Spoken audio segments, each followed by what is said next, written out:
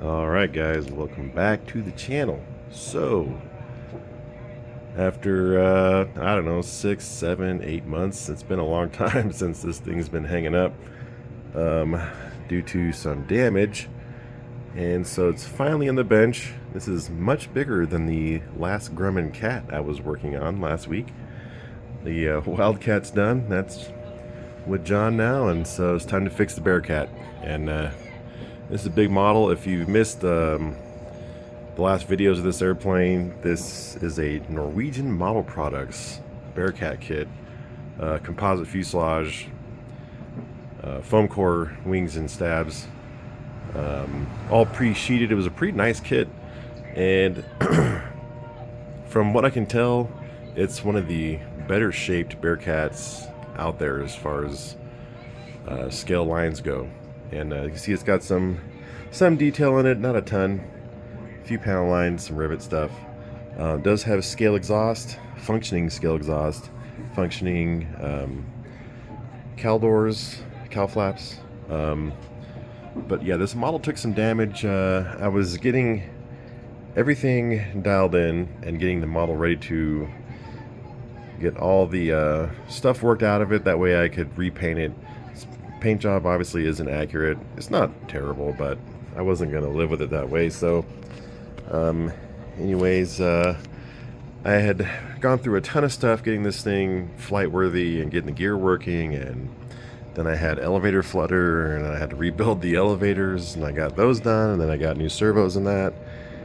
And basically what happened was the motor quit on a go around, and I set it back down the dirt, and I tried to pin the tail down by pulling full up, and apparently the airplane wasn't done flying yet, and it took back off, tip stalled, and cartwheeled, ended up on its back, broke the vertical, broke an elevator, broke the whole cowling loose, crushed the canopy.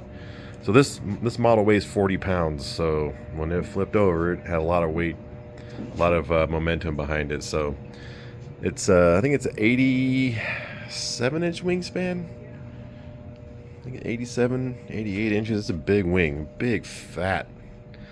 I mean, it's a Grumman. It's a big wing. It's just dimensionally doesn't sound very big. You know, 87 inches. That's a nice size, but it's nothing crazy, especially by today's standards. But that's a lot of cord, and it's like 3.5 or 4 inches thick. It is a big wing. So anyways, it flies fantastic even at 40 pounds. You know, it's not much bigger than like a top flight P-51, which would weigh about 20 pounds or 25 pounds. So it's almost twice the weight as most airplanes its size, but it flew fantastic. Anyways, so flipped over, and there really wasn't a lot of vertical structure in the airplane to begin with. And I actually added some stuff to it. But basically what happened was it flipped over, crushed the vertical, it broke the this half-inch balsa spar here that it was hinged into was the only structure in the entire tail, which it seems crazy to me. I added this plywood brace in here, and then I also added another plywood brace right here that tied into this balsa spar. That was all I could do at the time, trying to work in this little hole down here. And so anyways, flipped over, everything broke. And so, I mean, this structure that I added here, which is tied into the elevator spars, didn't break. That's all still there. It crushed the composite above that, so I got to fix that. Obviously make a new rear structure here. I'm going to make this totally different. It's going to be much stronger than it was before, and it had a internal cable driven rudder with ball links, which worked. Obviously it bent. It wasn't like that before, but much like the elevator setups this originally had, this is kind of hokey, and the deflection wasn't that great. So I'm going to strip the rudder, pull the elevators off, strip those. This one's got to get stripped anyways, so I'm going to pull them. They are both just rehinged. As you can see, I've got holes from drilling in for the hinges. But anyways, I'm going to take everything apart, rehinge everything. This is going to get a composite lower arm that's going to have 2 arms on it, and that's what the cables will connect to instead of this. And then yes, I'll have very small exposed cables sticking out, but you're really not going to see them. It's not going to be that big of a deal. I'd much rather have that, have the ability to maintenance the setup and adjust it, than have this, which was buried inside of here. And then also you had the torsional flexing of this rod, which crazy for a model this size, and a model that goes as fast as this one does. Sorry, there's some machine guns going on. For a model this size, the way this thing was designed is kind of crazy. And it was it's a kit from the early 90s, but even still, like, the power that they suggested was essentially what this has, which is a 95cc single cylinder. And so this airplane actually is pretty quick, all things considered. And the flight control setups on this thing and the structure, just not up to par, at least for modern standards. Maybe if you just cruised it around, no big deal, but if you flew this airplane the way it's supposed to be flown, like a Bearcat, aggressively and fast, none of this stuff would really work well. So anyways, I got a lot of work to do, so we're going to dig into it and start fixing stuff. But first, we got to tear it all apart. You can see I got my new canopy. I made a new plug, and I made new canopies. This was a blem. It has a wrinkle back here, but I'm going to use this one to kind of set everything up. It does have a sliding canopy. That's what it came with. I'm pretty sure it's what I'm going to do. It was kind of a neat feature.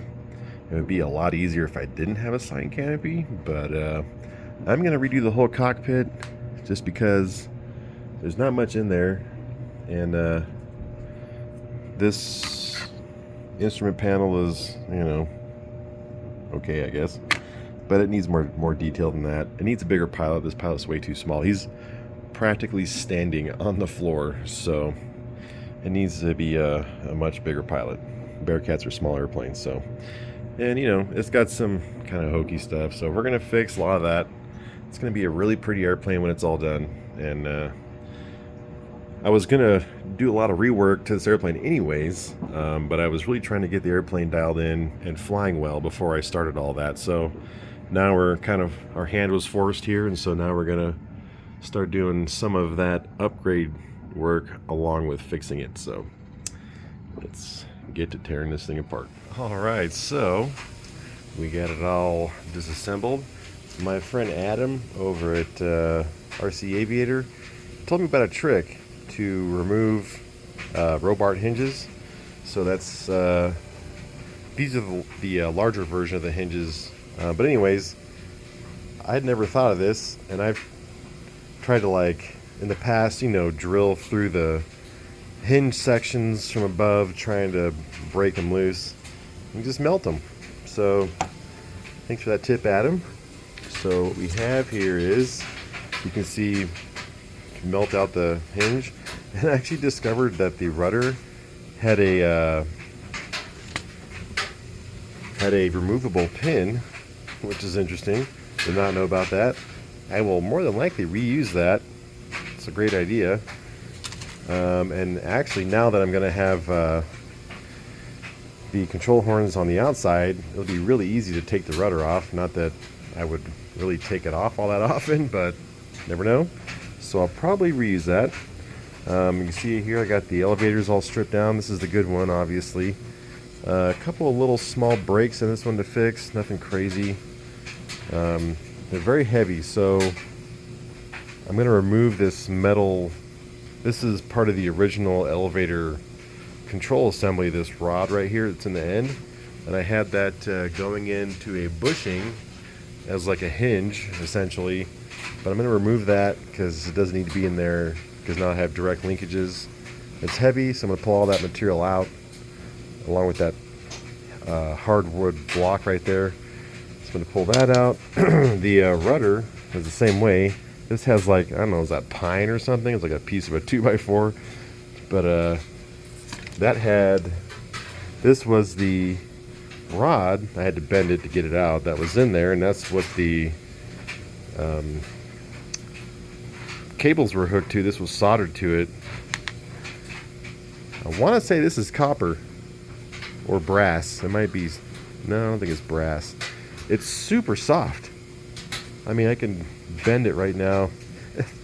And this is what was used for the rudder hookup. And torsionally, this stuff is really springy. So, and it would just bend. Like, come on, guys. We got to do better than that. So, when this is all said and done, the new control system's going to be much better. But this is the broken elevator. You see, I got some repairs to do here. It's a tip. So I got to rebuild all these ribs. And when I see stuff like this, when I see stuff like these lightning holes on a model this size, it's a 40-pound airplane. When you're using hardwood blocks and huge pieces of steel rod for certain things, and then try and make all this structure lighter, but also weakening it like really bad, like that's not a call I would have made. I would have left all these ribs full rib. I would have not cut anything out of them, because you're talking about saving, you know, a partial gram. And I realize it's all within tail, and that's less nose weight, blah blah blah. You don't gotta tell me that, but I mean, I would much rather add a couple ounces of leather nose on a 40-pound airplane than have holes in everything and have it be super weak. So anyways, that's where I'm at with that. Now I gotta rebuild this one, fix a couple ribs on each one of these parts, remove some of this other stuff, try and get some weight out of it, and I gotta drill out the rest of the hinge. So now that they've been melted through, that's fine, but now I gotta drill them out. So gotta drill out the rest of the plastic, which honestly shouldn't be too bad. So same thing has to go. I gotta drill these all out. I'm gonna remove these little things that I made to as a hinge point. I don't need those anymore. We have actually already has holes for a hinge. They just weren't hinged because the guy decided to.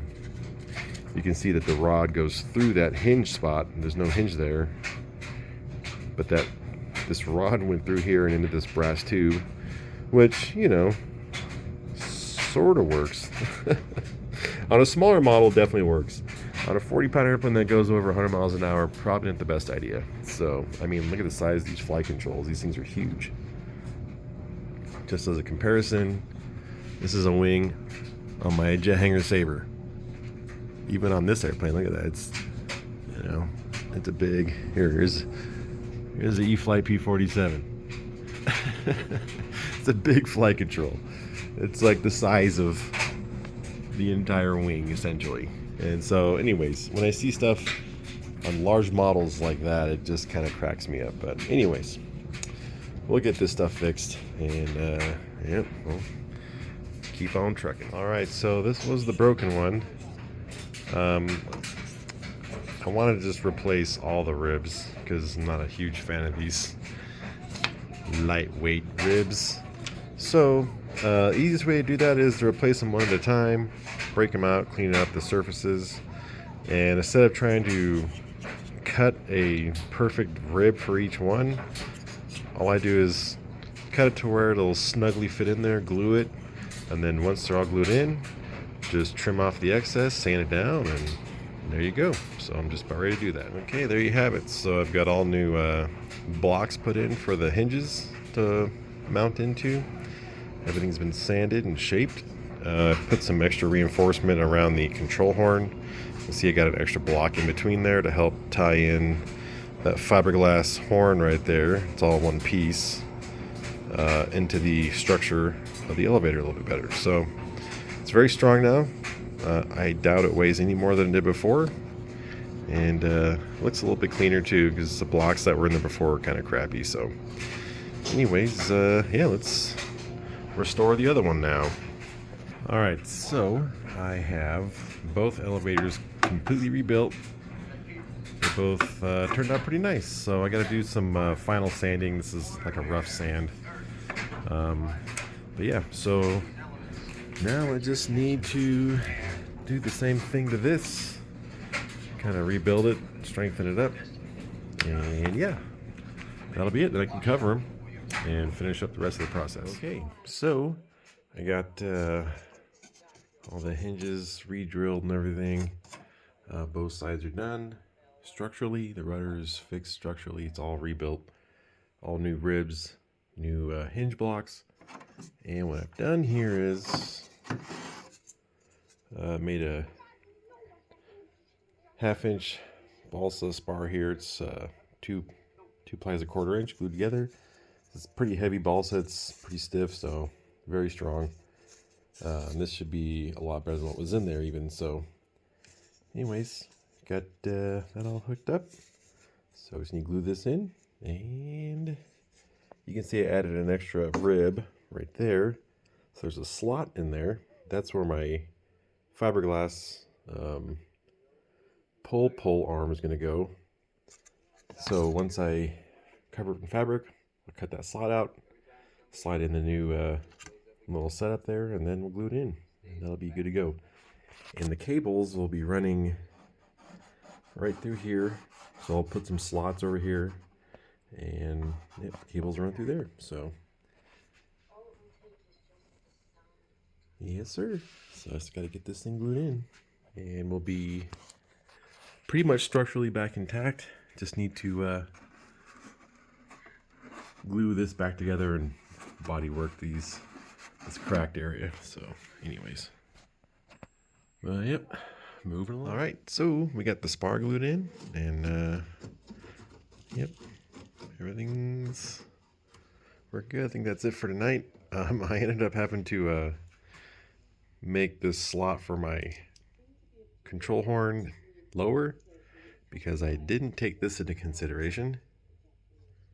So I need room for the horns to come out and the cables and everything. So I had to lower it down to here, which I was originally going to put on the bottom, but this will tie it in better. So anyways, that's where we're at, and that's it for tonight. So hope you guys enjoyed a little bit of rework on the old beast here, and we'll see you in the next one.